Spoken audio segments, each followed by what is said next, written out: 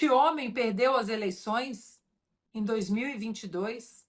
Este homem está inelegível. Este homem não tem capital político. Muito difícil. Você vai continuar dando audiência para a mídia que presta vassalagem aos poderosos ou vai fortalecer quem é como você, com um like e uma inscrição? Eu sou Jander Pires e vem comigo que eu te conto que eles não querem que você saiba. Hoje eu trago uma pérola da velha do disjuntor, bem conhecido como Eliane Canhottede, aquela mesma que participa de jantares finíssimos com corruptos refinados, como o nosso velho amigo José Dirceu, o chefe da organização criminosa mais cara do Brasil. Sim, ela mesma que há décadas presta continência ao consórcio formado pelo STF, pela mídia mestrada e pelo desgoverno do PT. Posso fazer a pergunta que um ministro do Supremo sugeriu, porque eu estava tentando entender como é que o Supremo vai se comportar, né? E aí esse ministro me sugeriu uma pergunta, para eu fazer uma pergunta para os parlamentares que defendem essa anistia. E a pergunta que ele me sugeriu é o seguinte: se invadissem a sua casa, jogassem rojões, paus e barras de ferro em seus funcionários, destruíssem os seus móveis e quisessem que o vizinho tomasse o poder e passasse a comandar a sua família e a sua residência, você pediria anistia?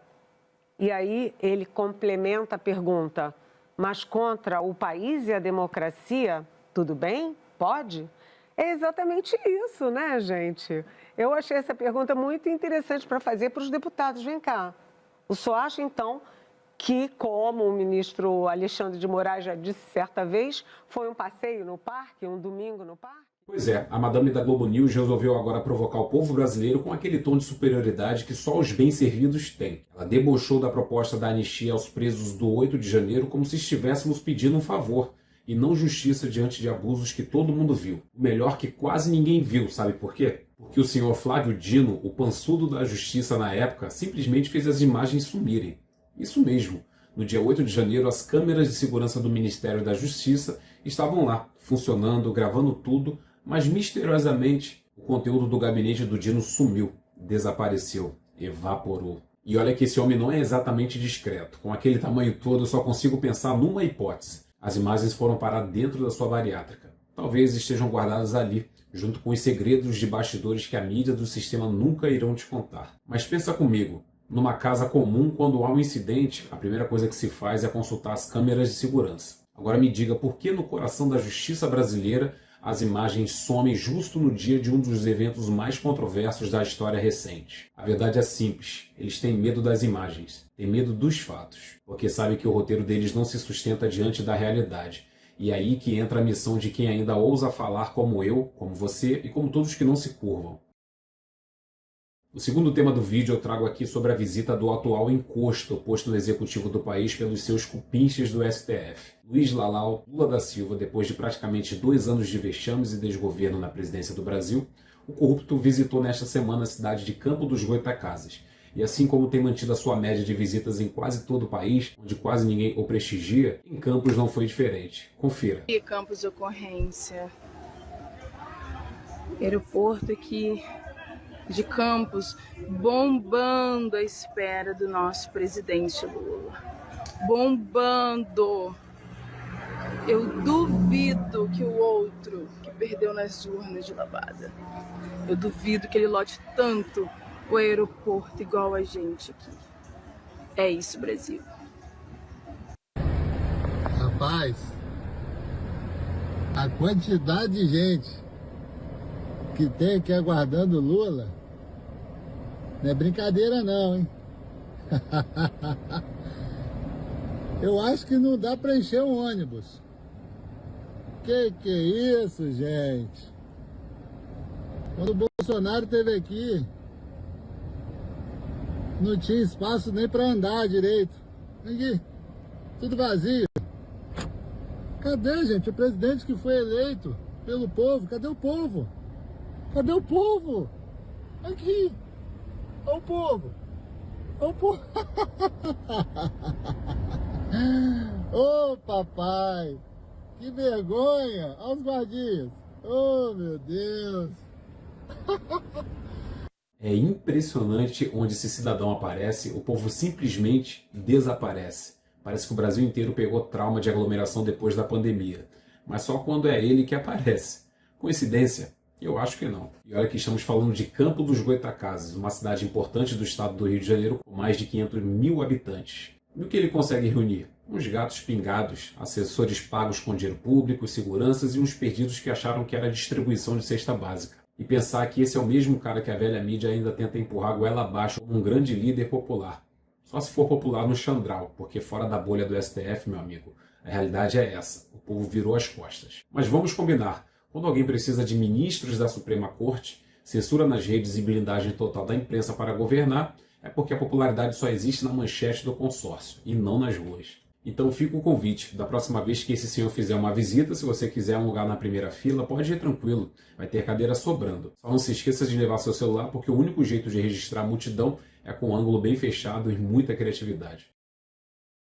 No vídeo principal de hoje, trago uma cena que desmonta mais uma vez a farsa da popularidade do atual encosto instalado no Planalto. Mesmo debilitado, recém-internado no Rio Grande do Norte por conta de complicações de saúde, o verdadeiro presidente do povo, Jair Messias Bolsonaro, reuniu à sua volta uma multidão de cidadãos, espontaneamente, com carinho, respeito e principalmente gratidão.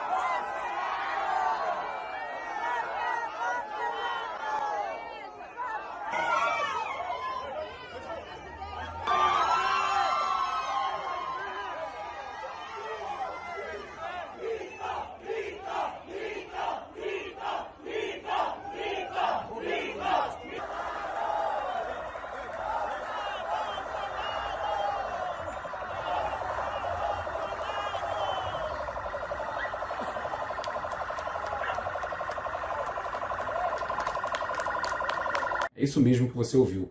Bolsonaro, mesmo internado, fragilizado, sem estrutura de evento oficial, sem comitiva paga com dinheiro público e sem cobertura favorável da imprensa, conseguiu reunir mais gente do que Lula em plena saúde e em agenda oficial. Isso não é só contraste, isso é um tapa na cara de quem ainda insiste em fingir que Lula é querido pelo povo. Enquanto um arrasta multidões com um simples aceno de dentro de um hospital, o outro precisa de palanque, tenda, transporte de sindicalistas para simular um apoio popular que já não existe há muito tempo. E para cravar esse ponto com firmeza, a jornalista e ex-atleta olímpica Ana Paula Henkel, que tem mais coragem do que muito parlamentar por aí, fez uma análise arrebatadora sobre esse momento simbólico, um olhar que desmascara a mídia manipuladora e coloca os pingos nos is. Confira agora porque esse trecho merece ser compartilhado com todo mundo que ainda tem dúvida de quem é, de fato, o líder que o Brasil respeita. Não dá para a gente não comparar o presidente Bolsonaro com o Donald Trump, dada todas as devidas circunstâncias. Há similaridades, há muitas diferenças no próprio sistema político, tudo isso, tá? Protegida aí todas as diferenças, não dá para a gente não comparar, porque no ano passado, no dia 13 de julho, o que nós vimos naquela tentativa de assassinato ao então candidato Donald Trump foi a tentativa extrema de quem não conseguia parar as imagens do Donald Trump viajando os Estados Unidos e sendo querido por homens, mulheres, pobres, ricos, negros, gays, indígenas, trans. Como parar esse homem? Tentaram uma bala na cabeça, né? Não conseguiram. Então, confesso, eu fico muito apreensiva quando o presidente Bolsonaro sai desse jeito, porque essas imagens, imagine o ódio que essa gente intolerante sente quando vê essas imagens.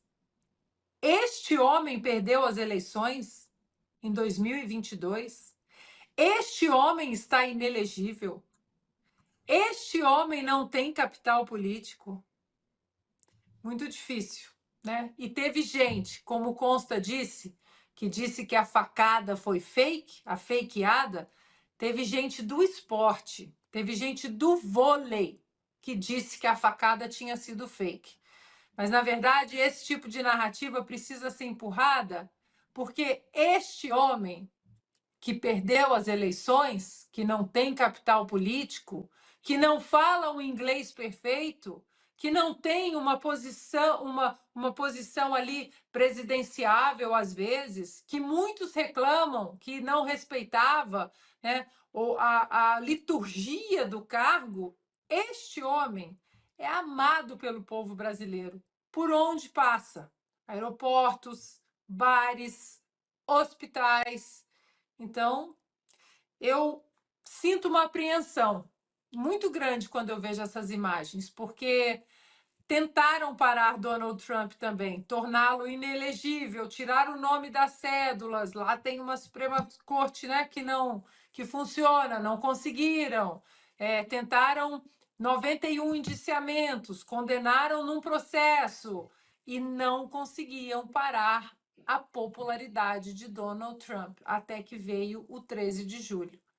Eu sei que o presidente Bolsonaro tem excelentes seguranças, a nossa BIM, né, o nosso serviço secreto, toda a proteção, mas o ódio que essa gente tem de ver tanta alegria em um político que, por mais que leve o nome de político, não tem a alma ali de político quando encontra o povo. É seu eleitorado orgânico. Não tem SECOM, não tem marqueteiro, não tem verba, não tem Globo, não tem consórcio. É o homem com seu eleitor diretamente. Isso para o consórcio, isso para o establishment, para o deep state, para o sistema, essas imagens são o terror para eles. Antes de encerrar, eu quero deixar aqui o meu muito obrigado aos 743 inscritos do canal. Cada um de vocês representa um voto de confiança no meu trabalho e isso não tem preço. Num tempo em que quem ousa pensar diferente é silenciado, ter você aqui comigo é um sinal de que ainda existe gente disposta a enxergar além da cortina de fumaça. Se você curtiu esse conteúdo, não esquece de deixar o like, comentar aqui embaixo e, se puder, compartilhe esse vídeo. Isso me ajuda a furar a bolha, alcançar mais brasileiros e seguir firme como mais uma voz que se opõe a esse sistema político e midiático que só pensa em manter seus privilégios e regalias, custe o que custar, inclusive à custa do seu bolso e da sua liberdade. Esses que hoje ocupam o poder e manipulam a informação não estão nem aí para a hora do Brasil. Eles só querem continuar sentados em cima do dinheiro do pagador de impostos enquanto fazem o povo de palhaço. Mas enquanto houver espaço, microfone e coragem, a verdade vai continuar sendo dita. Nos vemos no próximo vídeo. Forte abraço. Eu sou Jander Pires. Aqui a voz é do povo e não do sistema.